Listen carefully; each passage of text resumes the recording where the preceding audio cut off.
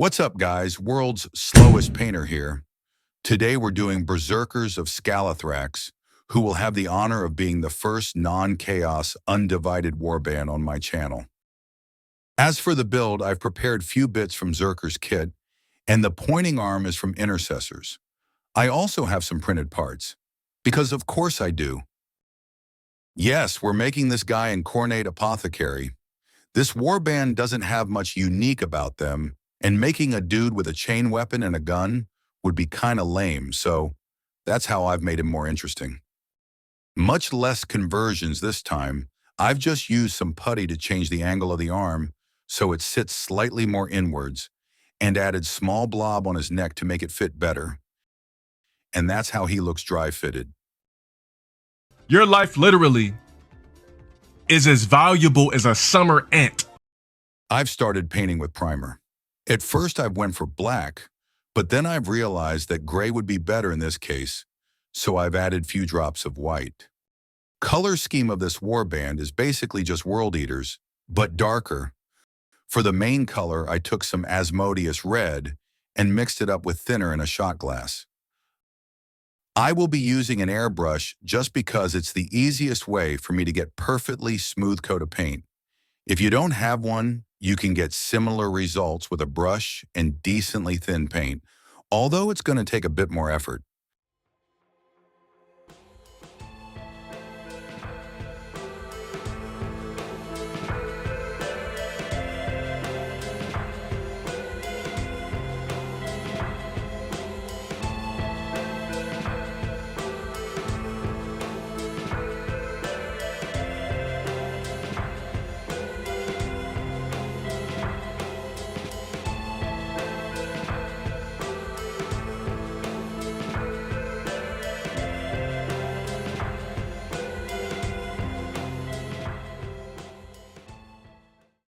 All right, now we can pick up the brush and start knocking out all the base coats. I've started with off black for joints in the armor, and dark brownish gray was used for all the leather bits. While I had this color out, I also painted recessed spots on the skulls. This will serve as a shadow for the later step.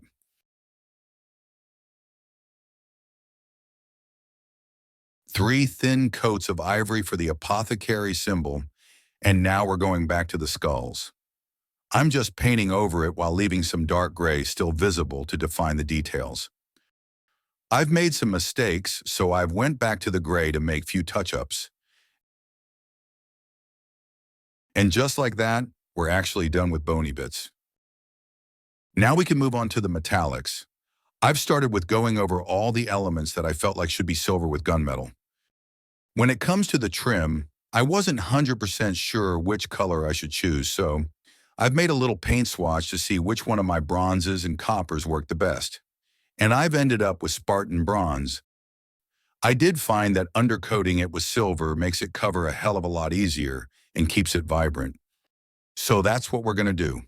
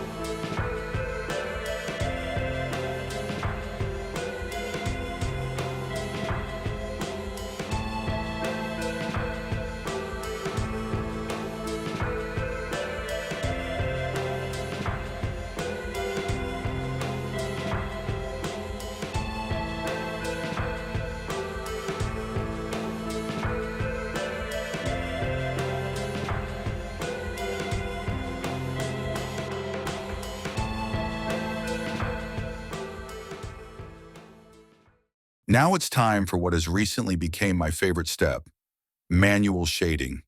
For this, I've just mixed in black to red. No real ratios here, just make sure that your mix still has some redness to it. This step was repeated on gray and white in the same way, but of course with appropriate colors.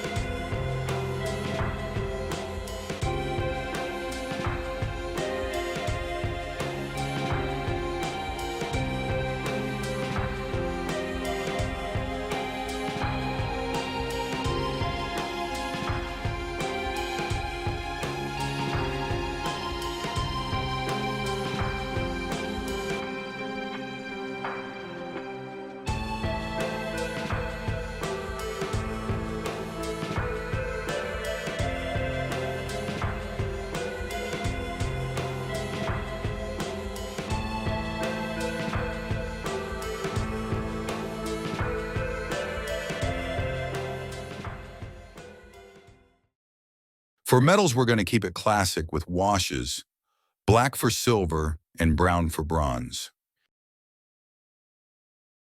With that out of the way, we can begin doing highlights. I took some brighter red, and honestly, I wasn't thrilled about the results.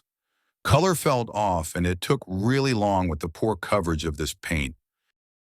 I did mix in some yellow in an attempt to salvage it. This really tied the whole thing together and just worked so well. It just goes to show that I should be mixing my own colors more often, rather than being limited by bottled ones. Keep in mind that before starting this channel, I've only fully painted a single Space Marine, and I make tons of mistakes that I don't usually show on video. So consider my channel to be a beginner painter, showing his progress rather than tutorials made by some pro.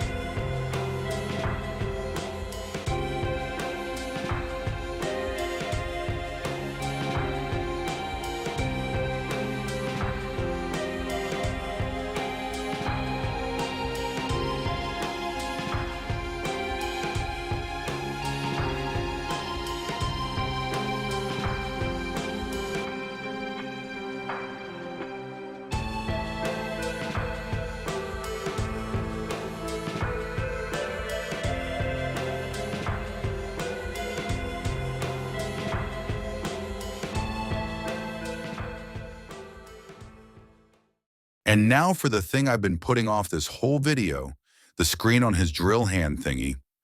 I've started with painting it white, and then I took gray and made 6 thin lines. It's not terrible. From like a few meters away, it looks fine. Then I've thinned green contrast paint with medium about 1:1, and applied a single coat over the display.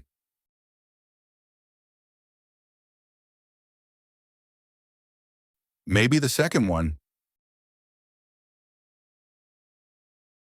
Yeah, that's better. Here I was about to wrap up this paint job, but I took one more look on the reference picture and realized that Legion insignia isn't just fully brass, but actually has some blues and greens. And as I wasn't in the mood to repaint that bit, I've compromised by adding a little verdigris effect by thinning turquoise paint and pushing it into the corners. Then I've brightened it up and added it in few spots for some variation.